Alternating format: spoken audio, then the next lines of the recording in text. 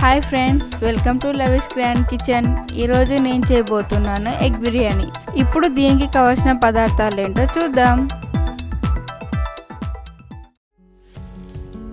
4 eggs, 2 glass rice, 1 table spoon కారం, 2 tomatoes, 1 cup పెరుగు, 3 పచ్చిమిర్చి, 1/2 టేబుల్ స్పూన్ పసుపు, 1 టేబుల్ స్పూన్ బిర్యానీ మసాలా,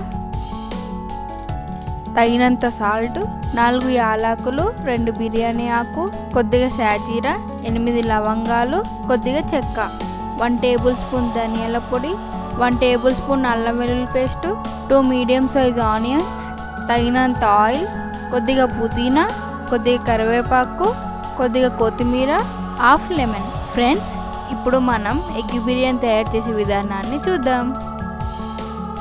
మనం ముందుగా 4 ఎగ్స్ ఉడికించి ఇలా పొట్టు తీసి పెట్టుకోవాలి. ఫోర్క్తో ఎగ్స్ని ఇలా హోల్స్ పెట్టుకోవాలి. ఇప్పుడు ఇందులో కొద్దిగా కారం, కొద్దిగా ధనియాల పొడి, కొద్దిగా పసుపు వేస్తున్నాను. అలాగే కొద్దిగా సాల్ట్ వేస్తున్నాను. ఈ మసాలాలన్నీ ఎగ్కి మంచిగా పట్టేలా కలుపుకోవాలి. ఇలా కలుపుకున్నాం కదా, ఇప్పుడు వీటిని పక్కకు ఉంచుకుందాం. ఇప్పుడు స్టవ్ వెలిగించి కుక్కర్ పెట్టుకుందాం. కుక్కర్ వేడైంది కదా, ఇప్పుడు నేను 2 టేబుల్ స్పూన్ ఆయిల్ వేస్తున్నాను. ఆయిల్ వేడయ్యాక మనం ముందుగా మసాలాలు కలిపి పెట్టుకున్న ఎగ్స్ని ఒక్కొక్కటిగా ఆయిల్లో వేసుకుందాం. ఇలా వేగిన తర్వాత ఒక బౌల్లోకి తీసుకుందాం.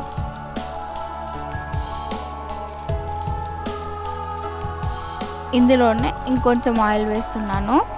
ఇందులో 2 బిర్యానీ ఆకు, 4 యాలకులు, 2 చిన్నవి దాల్చిన చెక్కలు, 8 లవంగాలు, కొద్దిగా సాజీరా ఇవన్నీ వేసి ఇలా కలుపుకోవాలి.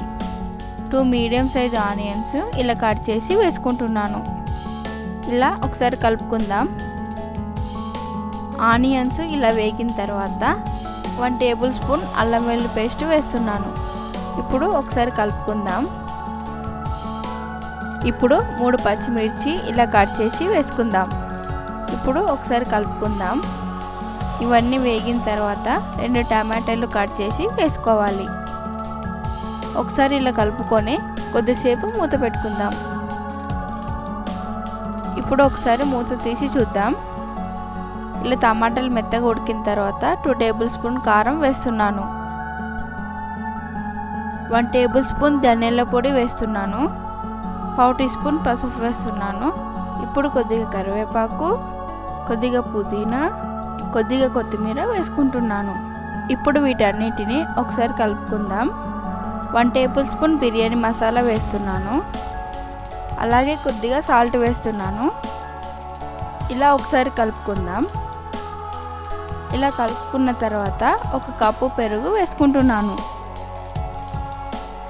ఇప్పుడు ఈ పెరుగు మసాలాలన్నీ కలిసేలా కలుపుకుందాం.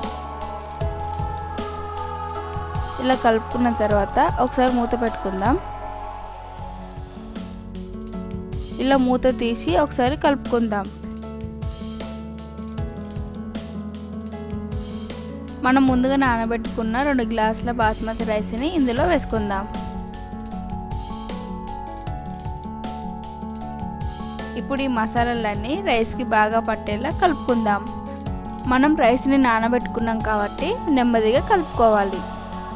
ఫాస్ట్గా కలిపితే రైస్ విరిగిపోతుంది కాబట్టి నెమ్మదిగా కలుపుకోవాలి. ఇలా కలుపుకున్న తర్వాత మనం రైస్ని ముందుగా నానబెట్టుకున్నాం కాబట్టి 2 గ్లాసుల రైస్కి 3 గ్లాసుల వాటర్ వేస్తున్నాను. ఇప్పుడు వాటర్ వేసిన తర్వాత ఒకసారి కలుపుకుందాం.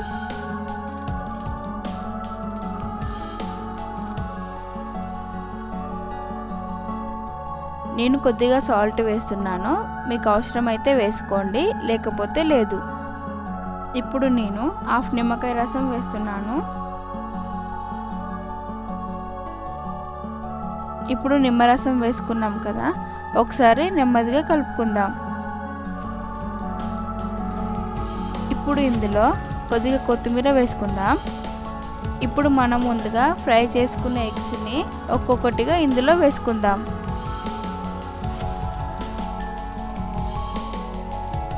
ఇలా ఒకసారి నెమ్మదిగా కలుపుకున్న తర్వాత కుక్కర్ మూత పెట్టుకుందాం. విజిల్ క్యాప్ని జాగ్రత్తగా పెట్టుకోవాలి. ఇప్పుడు ఈ కుక్కరు 3 విజిల్ వచ్చేంత వరకు వేడి చేద్దాం.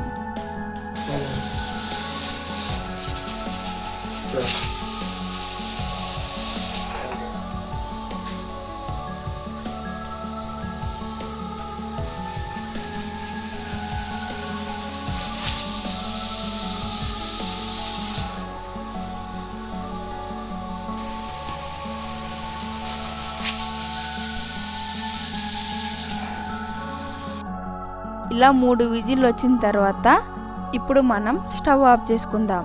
కుక్కర్ వేడిగా ఉంటుంది కాబట్టి ఇప్పుడే ఓపెన్ చేయొద్దు. 10 నిమిషాల తర్వాత ఓపెన్ చేసుకోండి.